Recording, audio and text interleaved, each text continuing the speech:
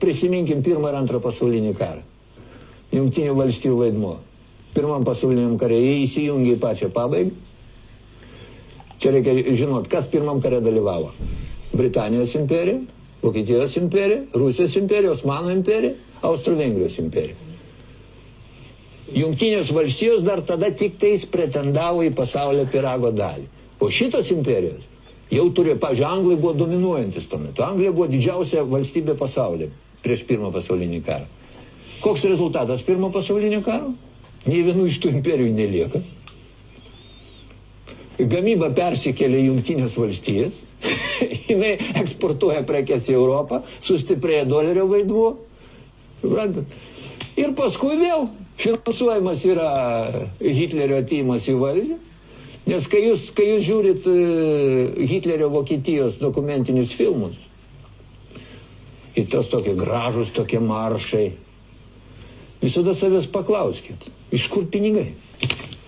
Iš kur pas šitą aludės herojų, ar ne, kuris startavo aludėj, staiga atsiranda pinigai turėti savo kariuomenės, dar kol jis nebuvo kancleriu.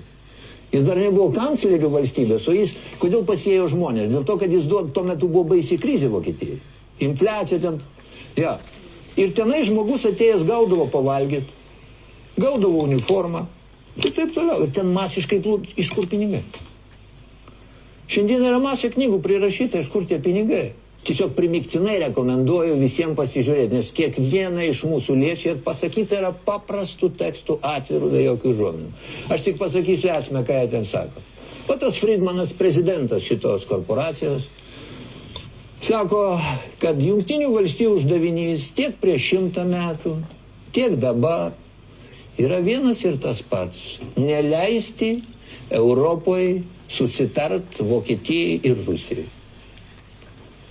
Tas mums pavyko praeitam šimtmetį, mes 2 kartus jau sudūrėm kakton. Mes pabandysim tą padaryti ir 3 kartą dabar. Atkreipkite dėmesį, čia ne aš kalbu, aš cituoju jo žodžius. Ir ten va tokio, toliau reiškia, koks mūsų vaidmuo tenais yra. Pabaltijo, Lenkijos, Ukrainos, Rumunijos. Mes turim būti buferinė zona, kurioje turi būti konfliktai, ir kurios uždavinys yra atskirti Rusiją nuo Europos, reikia maksimaliai konfliktizuoti šitą zoną, kad Europa paskęstų chaosą.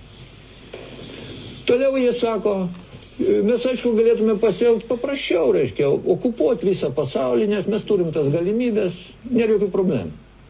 Bet nėra tiek jėgų, tai brangiai kainuoja. Sako, yra žymiai paprasčiau ir pigiau sukiršint valstybės tarpusavį, sukiršint visuomenės tarpusavį. Klausyk, dar sykį kartoju, aš cituoju jo žodžius.